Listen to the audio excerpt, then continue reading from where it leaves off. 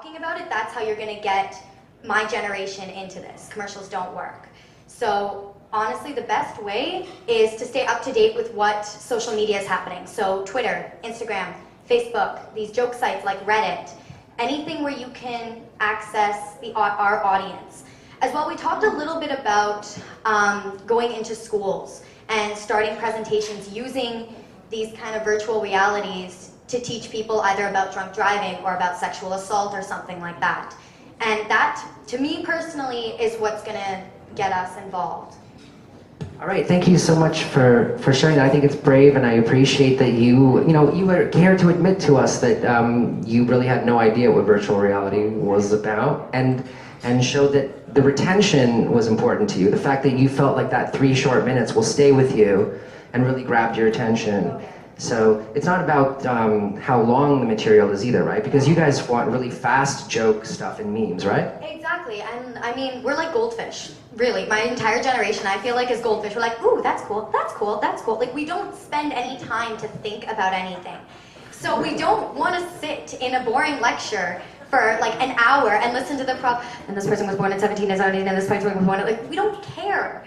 What we want is fast, news breaking, and that's why like these virtual realities are so great, because you know, oh, I'm done looking at this screen, I'm gonna look over here, I'm gonna look over here, I'm gonna look behind me. And even, I watched the video of myself doing this, and I noticed I never stayed in the same place for more than like 5 seconds. Even when I was watching the Syrian refugee video, I would never stay, I was always looking around. So by giving us this virtual reality, you're now catering to our 10-second attention span of a goldfish. So, and that's another reason why this technology is going to be so good for my generation, because you're tapping in to how we think, but we don't know about it yet. Would you try it in a mall if you saw it? I have tried it in a mall before. What did you think about it? I thought it was interesting, but I didn't think it was anywhere near what it's capable of. I mean, I saw somebody who was kind of a student, minimum wage, and kind of just went, oh, here, put this on your head and sit in this chair and look around. And I was like, oh, that's cool, you know, it's a roller coaster. But I mean, they didn't have these cool things that, yeah, I can see, you're like rolling your eyes, like that's terrible. Like, so I think I would try it in a mall. That's a great way to get our attention, because of course, we're teenagers, we like to shop, we like to spend money we don't have. It's a fact. But you need to make sure that you're doing it correctly, because my first experience with this virtual reality was sitting in a roller coaster, and I was like, oh, this is just video games. I don't care about this. This is cool, but like, whatever. How did you feel about the Syrian experience? That one, I was speechless. And if you can hear how fast I talk, that's not hard. That's not easy to do for me. I'm not easily speechless. I was just, it resonated with something that like I didn't priorly think about. It puts you in this world. It forces you to feel this empathy that, especially in our generation, we don't feel. We're so bombarded constantly with, you know, oh, attack here, there's an attack here, there's an attack here. We don't have any empathy anymore. We, especially for large masses, we don't care. And I hate to say that because it makes us sound like we're terrible human beings, but we can't handle that much sadness. We can't handle that much stress.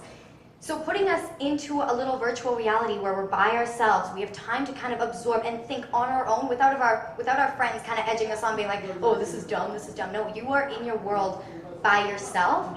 It gives us a chance to kind of breathe and take everything in little by little. And that's the kind of thing that's going to tap into us more than, you know, an hour-long presentation. Thank you so very much for coming up today and joining us at this event. If you give a round of applause. Yeah, that's the people we have to figure out how to show them the cool stuff and the good stuff. So I am going to bring up some of our content producers, directors, and visionaries who are in town, maybe for TIFF, maybe for FIVARS, who are running through here, and I think it's very special to have them all in the same room at the same time. So let me invite Sandy Smolan, who created the click effect. You can find on Within. Let me find Thomas Villepoux, who did vaudeville and is here from Paris. Sandy's here from Los Angeles, right? Yep. Nima Dehghani is here from San Francisco, right? And who created Decompensation. Where's Ellie Rene? Is Ellie showing demos? Okay, Ellie, if you want to come out here, we'd love to meet you. Hopefully. Ellie created a very experimental, interesting hybrid piece called The Key, which uses photogrammetry and game architecture and also depth kit to let you reach in and out of a holographic photograph. All right, so we're going to just ask a few questions here and see where you guys are at and what you're looking at. Do you have Ellie in there? Oh, he's okay. I got it. He's networking. All right. So, welcome, gentlemen. Thank you so much, and congratulations for being a part of FIVARS. We're honored to have your extraordinary pieces here. They're all very different from each other. Click Effect is documentary style almost, and it takes. Why don't you explain what the Click Effect is, Sandy? So, the Click Effect is a chapter you get to dive and experience diving with whales and dolphins. Could you eat the mic for me? Is that working now? Yeah, just talk right into that thing. There we go. All right. You know, most people have never a lot of people have never dove before.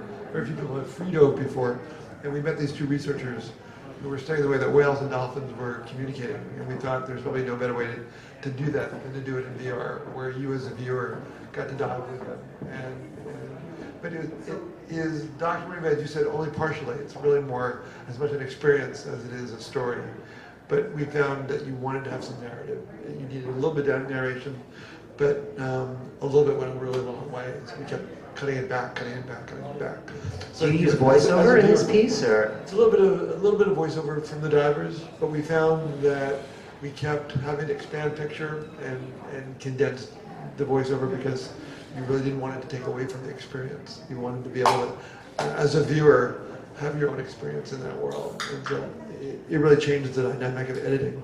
Sandy, how do you guys figure out the pacing of something like that? When you're deep sea diving, you've got a moving camera, it can induce a lot of nausea, you know, but how do you manage that kind of stuff? You know, we were told everything. You can't move the camera, you got to fix the camera, and we just threw it all out the window and we did it. We just dropped the camera, we let the camera float, we let the camera sink. We dove with the camera, we had our divers dive with the camera, and there's almost none of that. Water is a really forgiving environment. It's perfect for VR because there's no floor, and you're already in a kind of strange, dreamlike atmosphere to begin with, and so it allows movement that you wouldn't normally be able to do on land. But I think movement is the key to VR. In our first 2 years, a lot of it's been static, but I think everything is moving away from that. I love VR when it's moving. Wow. I just think that is what we need to do. We need to get back to a filmic language that we've developed in 2D film that needs to really apply to VR as much as possible. Did you have a lot of prior experience with immersive content, or was this a first for you? First in current VR, I did an immersive environment 20 years ago with 12 projectors, 6 screens. So I've always been interested with the idea of immersive environments, but this was our first VR experience. Perfect. Thomas, please tell me about vaudeville. So vaudeville is a sort of screwball comedy, romantic comedy that takes place in a small apartment, has 3 characters, and uses very rich sort of stereoscopic effect. And you come from a stereoscopic production background. Do you want to talk a little bit about your reasoning for making a comedy in virtual reality and how you shot that? Yeah, absolutely. As you said, I have a background in stereoscopy. I'm a director. I'm also a technical guy. I'm a cinematographer too, and I've always been interested in new technology. And I've been a stereographer and working in stereography since 2008, I can say. So for a few years, I've been doing mostly 3D. And then it's one of the shorts I made that brought me to VR because I was shooting something subjective in 3D because I wanted to achieve something very immersive. And when the Oculus came out, I think that the reason I made that short, it has to be in VR. I mean, it was like obvious. And starting to do virtual reality, so I started to work as a director and as a technical supervisor for virtual reality. And honestly, we do a lot of work, but 80% of our work is commercial. It's brand content we work in Paris, that means we work for Dior, for Vuitton, for Chanel, etc. And all those people have very creative ideas, but when one of them has a creative ideas, all the other ones want the same. And it's exactly the same for car brands. If Audi is doing something, then all the car brands want the same experience.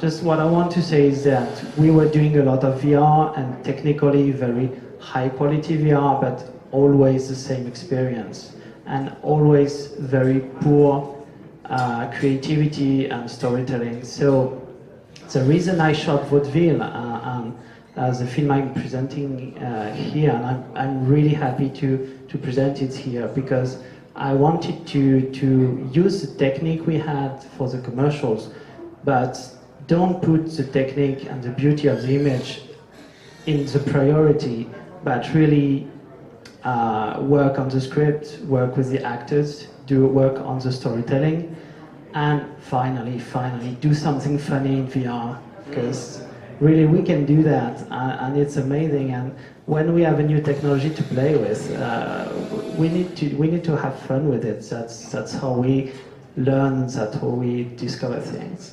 What I think is fascinating about that is comedy is all about timing.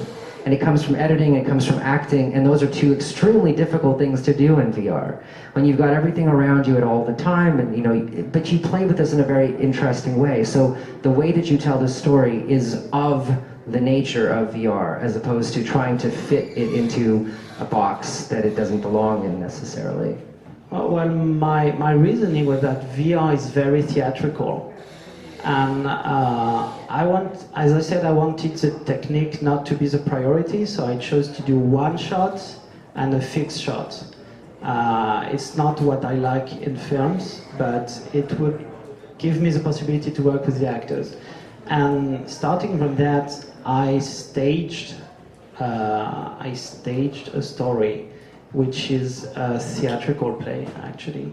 And I chose to go with a French farce, which is a very, very classic genre of French theater, with there's the husband, the wife, and the lover is hidden in the closet. And it's so classical, but you still have multiple declination of that. So I decided to work with theatrical actors, people who already knew how to be in space, how to place each other in space, and also to play with timing, and to be able to improvise if they felt that the text was not long enough or was too long. And so it's really their work, those three actors are really great, and they managed to. We used the room as a theater scene.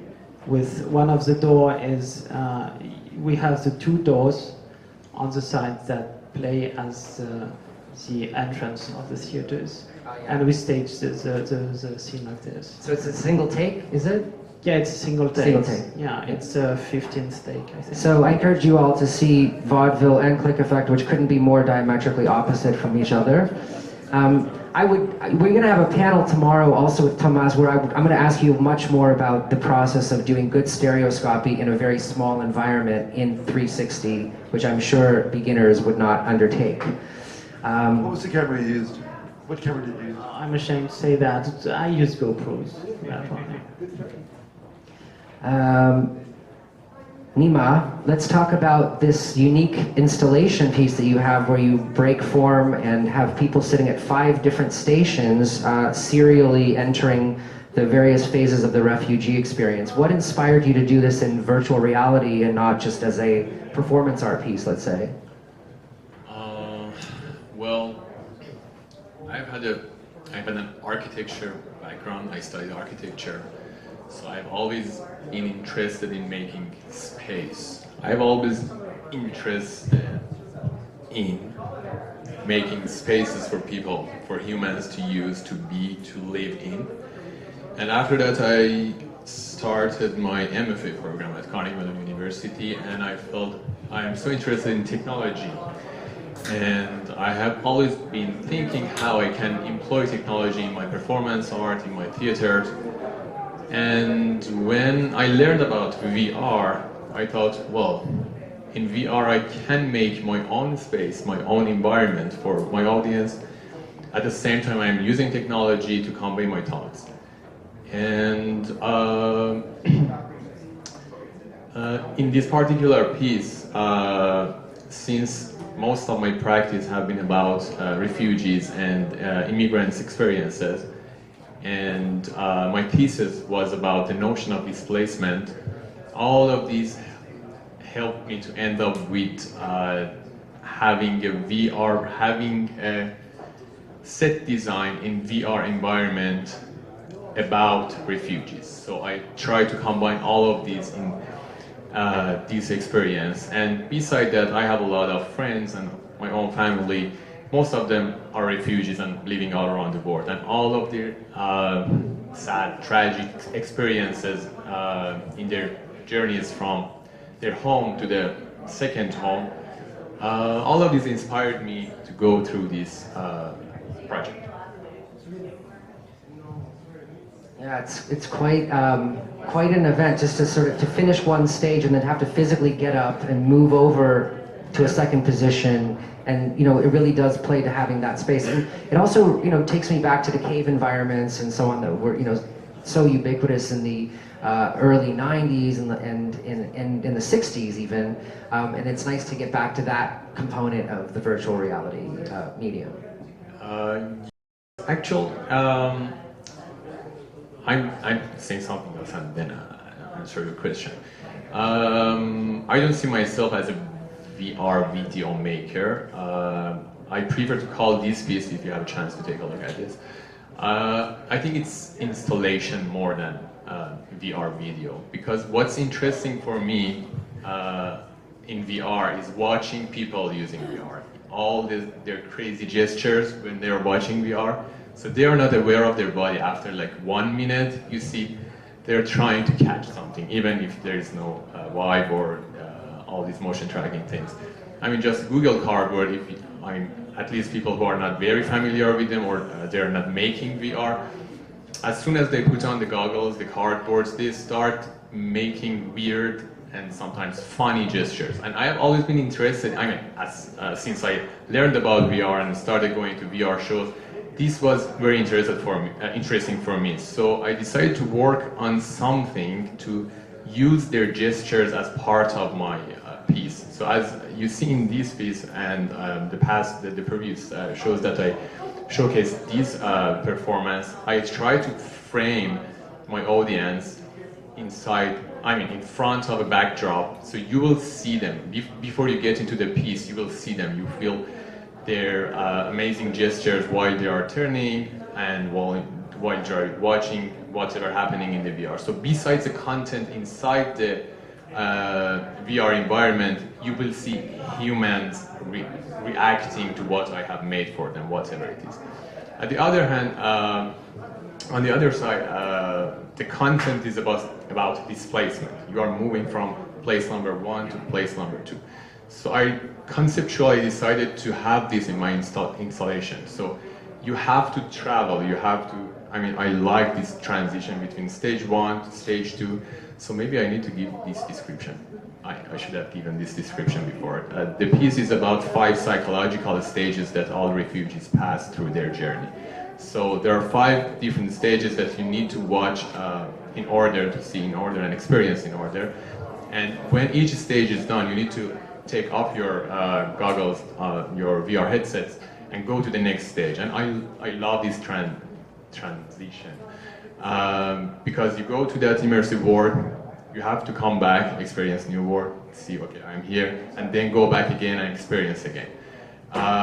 So that's why I said all these stages and moving through these stages have been important for me. That's amazing. Thank you for sharing Sure. all of that. Ellie Rene is a very noted virtual reality storyteller in Canada. His piece I Am You last year made big waves as being arguably one of the first scripted virtual reality experiences that had a narrative of any sort. And now he's returned with an experimental piece called The Key, and I'll let you give that introduction so it's fair and square. I'd like to know what inspired you and how you see the piece. So I was inspired to make the piece to do something in regards to memory and going back into your memories and seeing what that feels like in virtual reality. So I created a story based around that. I also was influenced a lot by technology, so I wanted to use Depth Kit and I wanted to use photogrammetry. Depth Kit essentially is use a Kinect and a camera like a DSLR, and the Kinect captures the depth information, and the camera obviously captures the color, and you can project that on top of it. So what you get is real performance capture in VR, which feels really good because you have actors emoting emotions, which is really hard to do. So yes, so the piece was made, I think you're calling it experimental because it was made in such a short amount of time, right? I'm calling it experimental because it's an interesting hybrid of different Right. media. So it's game engine architecture, it's photogrammetry, it's Depth Right. Kit. Yeah, and also, okay, so it's experimental as well because it's a narrative film in how I see it, but I've added gaming elements to it, so you have to do certain things in order for the story to progress. So I was looking at interactivity. I think with IMU, we started with an aspect of interactivity, and I just wanted to push that a little bit forward. And because, 360 video is great, but I want to really move that language, and I want to develop it. So that's where the fire came from. And what do you think about the piece now that you've taken it out into the wild and you see how people respond to it? And how are they catching the story that you intended now that there's that interactive element and you don't have control over the pacing? So I feel like the piece has evolved. I first showed it, so I made the piece in Berlin in August, and I was there for 1 month in total. And so in total I spent like 3 weeks making the piece, and then I showed it on the 25th. And the piece has evolved since then because I was able to see how users would react to it, and I was able to make small tweaks that make the piece feel a little bit better and easier to get through. And I think what I experienced today is that a lot of people went through it pretty seamlessly. When I first showed the piece, I had to yell instructions to people. And I think there's something to be said about making something fast, showing it to people, and evolving it. Because you can work in this little bubble, and you think everything's great, but you only really see the flaws in it when people start working with it. This is one of the things that truly excites me about the emergence of this new wave of immersive technologies, that now you've got game development approaches, which is fast prototyping, iteration, recursion, where you're just going through the cycle of hearing what the audience has to say, improving it, going back and forth. And at the same time, you have filmmakers working in that way. So it's not just about audience testing, but it's just like real minutia. Like, do you move this object just a few inches to the right or left? Do people understand how to deal with that dimension in the playground? There's such this fascinating collision once you get to a piece like The Key, where you've got a filmmaker working in a game development medium that I think is extremely exciting. So I have to give some time over to Daniel Burwen from Jaunt. We're going to have panels from 3 to 4 tomorrow and on Sunday, but all of these content creators truly exemplify my inspiration for creating FIVARS, which is they are all trying things that are unique, and they're really putting themselves out there and breaking the mold. So for that, I ask that you all applaud them, and you also check out their works at FIVARS, and thank you for being here, gentlemen. Thank you.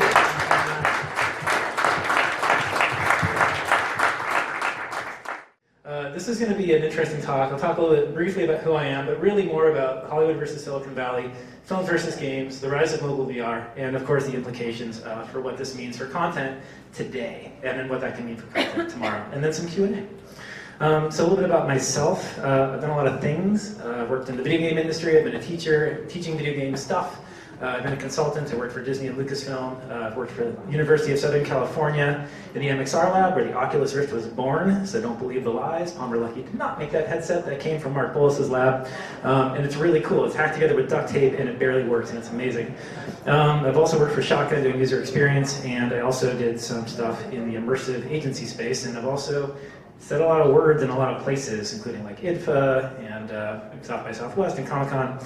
So I like speaking and sounding smart, sometimes not so smart. Sometimes, also I work for this company, Jaunt. I was director of experience. I'm actually technically director of publishing now, so update on that later. But what I really want to talk to you guys today about is sort of the VR, A Tale of Two Cities, or put another way, Hollywood and Silicon Valley. Or put another way, media and software. So, you know, to me, or put a third way, games and film, I think is another way to think about these things. Basically, these are the cultures that I see today comprising this new industry. We're different cultures, different approaches, philosophy, language, different worldviews when it comes to making things. Ultimately, for this industry to be successful, we're going to have to learn how to not only work together, but to truly collaborate. So let's briefly talk about the origins of these mediums. Let's start with film. Frankly, most of us are looking to filmmakers to become the first wave of content makers. How many people here come from a film background? That's it? Come on, tiff's happening. Like, I would think like half or more of the arms would go up, right? So, you know, most of us don't consider the time it took for film to evolve. Muybridge, you guys remember this guy? He figured out how to string together a series of photos of a horse running back in the late 1800s. Actually in Palo Alto of all places, which is where Jaunt is based. And then 60 years later, Citizen Kane comes out and emerges as like the first modern film. And basically, at this point, the medium is basically set in stone, right? And I think that's really interesting because that's over 60 years of evolution. And to put that in context, this is twice as long as the internet has been around for. From those 60 years, oh, there you go. Species of rare forms went extinct since the Cretaceous period. I mean, this thing is... Spielberg really sets this up well, I think, because the characters start like losing their minds, but they're like, what are they looking at? What could it possibly be? I wonder. Everyone has to take their glasses off because they just can't believe it. Right? And then it's like, oh, the grandeur of a digital character, and I'm like having the mirror neurons fire because the characters are seeing it first. So anyway, I think that's really cool because basically at this point there's nothing you can't show in film. And I would argue this is like the apex of the medium. Like, you can dream it, we can render it in CG, baby. It's all amazing and accessible. So I think to top it off, really, the tools from video are actually really accessible now. Everybody has an iPhone in their pocket or something like that. They can shoot 60 frames per second of 1080p video, edit it on the phone, right, and then post it to the web, and you get best practices and all these tools for publication. So basically, we've been evolving this medium for over 100 years. And what I think is really interesting about film is there's no interface. It came from analog media, so it's always about capturing and always about realistic capture. The tools and techniques have evolved, but the experience as a user or an audience member has always stayed the same. You could argue that from a user experience standpoint, watching Horse in Motion and watching Jurassic Park requires the same things of you, more or less. So let's contrast that a bit with games. So if you consider Pong like the official starting point for mainstream video games, how many people remember when Pong came out? Just a real reality check. Right, that was 1972. If you compare that to like Wii Tennis, it's a pretty big difference, I would say, in those experiences, not just in visual fidelity, but also in the interface between them. I think this is a really key difference from film. The interface of playing a game dramatically changes over time. And so it isn't just a change in visual fidelity and new techniques and grammar there, but the whole experience has actually changed. Games are actually, they require an interface to be games. They're born digital, so they were always about computer-generated imagery. They evolve as computing evolves, and there's dramatic changes in experience because of this. And to me, it's really about the evolution of the interface of gaming that really pushes it forward and makes it feel so different from year to year, from decade to decade. So let's talk a little bit about how interfaces for games have changed over the years. So since Pong, we've seen this change a lot. Most notably, the rise of consoles and gamepads worked really well with that television that you happen to have in your living room where you're already sitting down on the couch and holding a controller in your hand. So that really made a lot of sense that we would go that route. So since the D-pad first appeared on the original 8-bit NES in 1983, the gamepad has seen a ton of evolution, like different button layouts, analog controls, things like that. But in some cases, the evolution didn't really continue so much. Like, for example, the PlayStation controller. If you look at the PS1 controller on the left from 1994 and the PS4 controller on the right, you can argue that they're basically the same controller, more or less. And for the PlayStation, even though the input remained relatively unchanged, the visual fidelity improved dramatically. That was the biggest change we saw there in terms of that. You got Virtua Fighter 1 and then I think Virtua Fighter 6 on the right, so dramatic changes in terms of making things feel realistic. So in a way you can argue that the format had reached a certain maturity and that visual fidelity, not interface, was the driving force of the change for this evolution. And this seemed to work fine for a while. I mean, consoles were selling and things were changing and people were cool with that. But in 2006, something interesting happened. Nintendo released an entirely new control scheme with the Wii. How many people remember when this thing came out? It's not that long ago, right? A lot of people were like, oh, why would I want that? It doesn't have the visual fidelity and the horsepower of the other consoles. And actually, when the Wii came out, it was so popular that it outsold the PlayStation and the Xbox combined for that console cycle. And it was sold out for 3 years after it was released, and you couldn't even get your hands on one. I think this is really interesting because despite the maturity of the interface from the Xbox and the PlayStation, the interfaces were highly abstract. And every act with them required a button press or a lever pull, and there's a lot of buttons, like I think there's like 14. So that's not really intuitive or accessible to people who don't play games. Like anyone here play games with like a family member or a loved one, and you're like, come on, play this PlayStation game with me, it's gonna be fun. And then you hand them the controller and they're like running into the wall and breaking things and cursing, and you're like, but I love you, don't break up with me, this is really fun, right? So it's just not really inviting, it's not really accessible to people. But then the Wii comes out and like, grandma, I can play tennis, and it's awesome, right? You can bond with old people, it's amazing. So anyway, the Wii succeeded because it was a natural mapping of motion to user agency, and that's a dramatic reduction of the abstraction of that other interface. So in this case, waving your arm and flicking your wrist is really natural. Like that's actually something we kind of do day to day, right? So if you think about it, every step forward in computing has really brought a reduction in abstraction of interface. If you think about punch cards and how awkward that was, and I think you make blinky lights happen, I'm not really sure what people did with computers back then. And then you have the GUI of the Mac in 1984, and then you're like, oh my god, I can like draw my name and say hello. And then the gamepad comes along, and then you get like touch screens, and those are really intuitive. Like, I don't know how 2-year-olds can pick up the iPad so quickly, but before you know it, they're answering your emails, and that's really weird. So anyway, I think now we're really seeing like the final reduction in abstraction of interface, which is the interface on your face or VR, right? VR to me is amazing because if you think about it, I don't have to think about where I look by pressing a button in VR. I just look, I just move, I just react, and suddenly I'm like completely, in my like proprioception, and I'm not thinking at all about what button to press to react to anything. So, VR to me is like it's so promising because of that lack of abstraction. Everything is mapped one-to-one with the real world, more or less. And when you're not dealing with the abstraction, you become emotionally available to these experiences in a way that just was not possible with abstract interfaces in the past. So anyway, middle abstraction interface, 100% emotional availability. So what's pushing this forward these days? Why is this thing accelerating at ridiculous speeds now and changing so fast that I can't even keep track if I'm actually trying to make it? Well, in a word, mobile phones, which is really bizarre, but also kind of interesting in that regard. If you break open a DK2, which is actually kind of fun if you can afford to do that, it's mostly mobile phone components inside of there. You've got accelerometers and gyroscopes and magnetometers and screens and all of that stuff. I think the other side of this too is this is happening for several reasons. First and foremost, mobile refreshes super fast compared to anything else that we've ever owned before. On average, a human being will own a new phone every 18 months. And not only that, but there's new models coming out all the time. And when new models come out, you get new everything. You don't just get like a higher resolution screen if you bought like a new television set, but you get new processors and you get better data connectivity and all this sort of stuff. If you can compare that with a desktop PC, we used to upgrade these things on average every 4 years. We upgrade our television sets like every 7 years, along with our game consoles. And another factor, of course, is that mobile is leading, the desktop systems are just now starting to come out, but they're expensive, they require a dedicated computer, and there's lots of wires, they're complicated to set up. Has anyone here tried to set up a Vive on their own?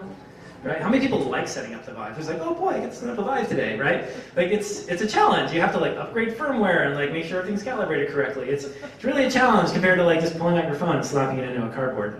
So it's a big ask for people. And I think this is something we're also gonna have to overcome for this thing to really take off. However, you can count everyone owning a mobile device, and if not now, in 18 months you'll have one that can definitely run VR.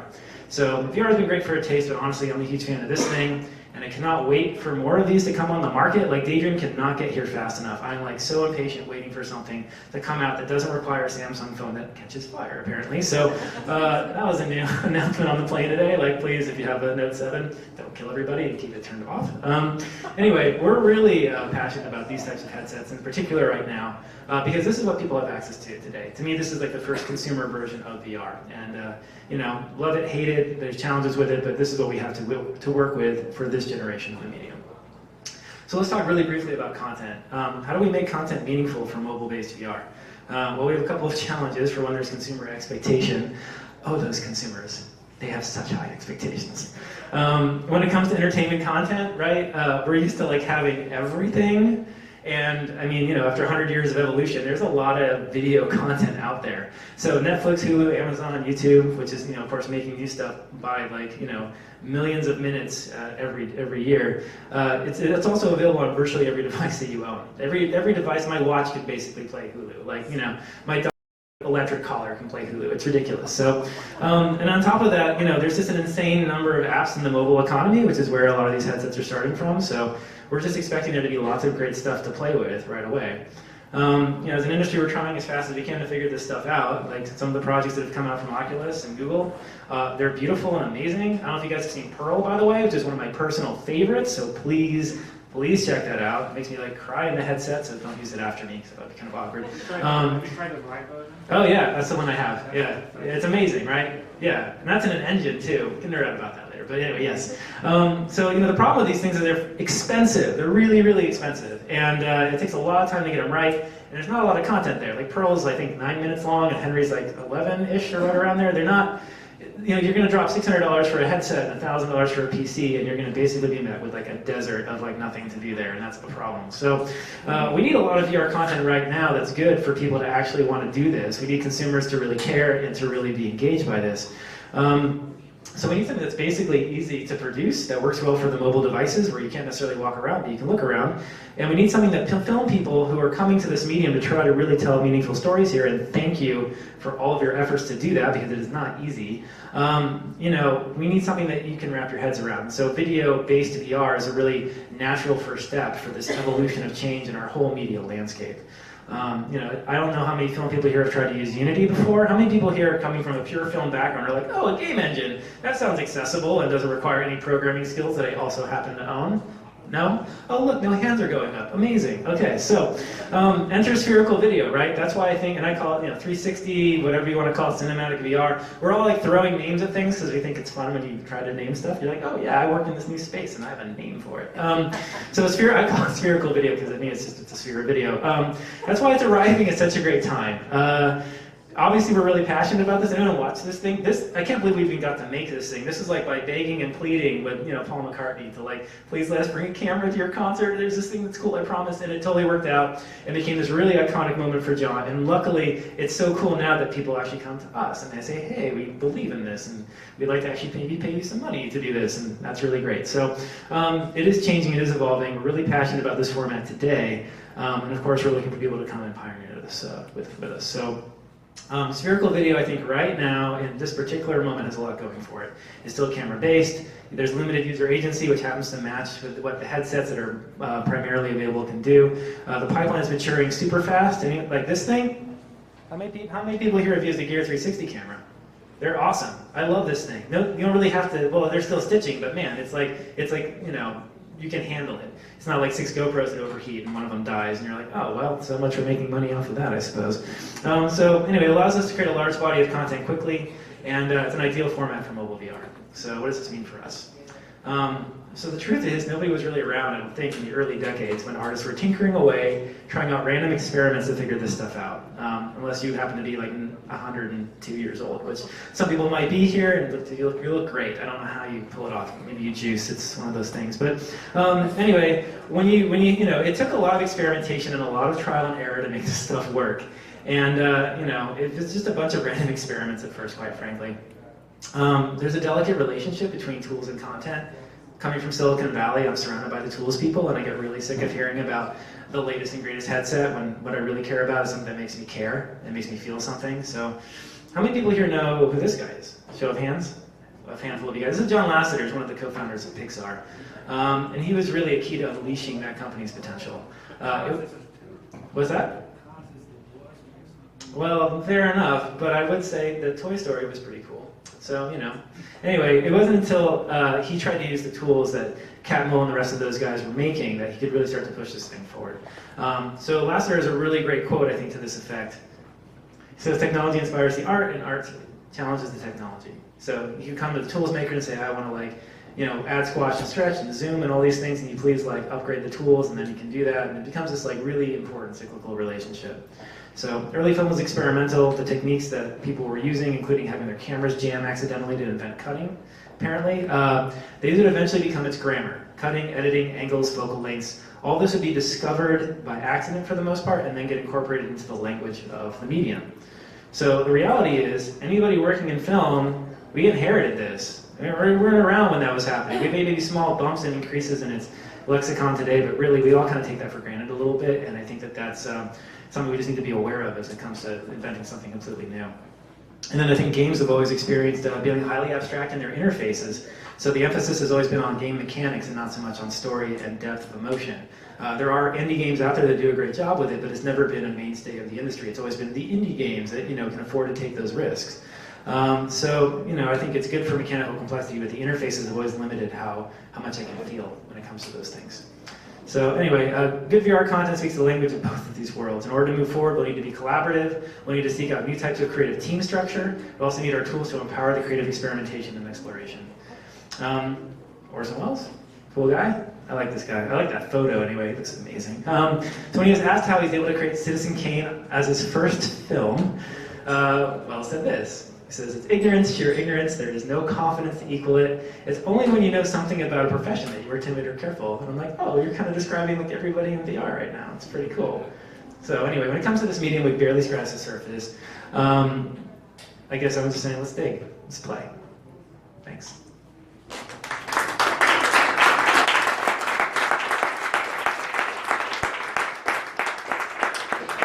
So in terms of format, where's Keram at?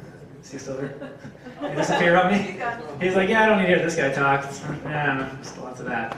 I guess we could open up some Q&A if you wanted to do that, or how do we want to? There he is. Miss Teen Canada is in the Pearl experience, and I have her phone.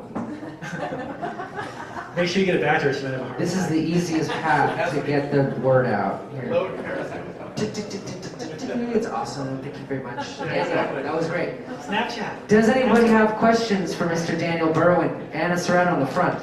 Okay, so I mean, given the fact that you just pointed to this Gear 360, do you think that then that flood of content that's needed to keep the momentum going in this industry is going to be fulfilled by user-generated content as opposed to professional content? I think it depends on how you define that, right? I mean, at the end of the day, the sad reality we're facing is that a minute of consumer attention is the same whether it's spent on Facebook and YouTube content or if it's spent on like a multi-million-dollar feature film or a high-budget art, console game. And so I think you have to sort of find the happy medium. I also think there's a difference between experimentation and defining grammar of a medium and then shipping a product or a piece of content to consumers and expecting them to take it seriously, value it, and hopefully pay for it. And so, what tools you use to create that, I think you could argue can go both ways. Obviously, if something has like degraded image quality, noticeable stitching artifacts, or is shaky and weird, like that's very objective. You can point at that and say, well, that clearly has low production value or not a lot of consideration in it. But vice versa, like, as much as I love the Jaunt camera, it's like you're compressing everything down to web video at the end of the day. So maybe it's stereoscopic or maybe it isn't, but at the end of the day, if it's a 4K playback with compressed compression, you might not even notice the difference. I think it's more about how do you use that camera, how do you move it around, how do you use it as a tool. And I don't know if there really is in classic definition when it comes to like feature filmmaking or broadcast television, the same delineation that we have in VR right now.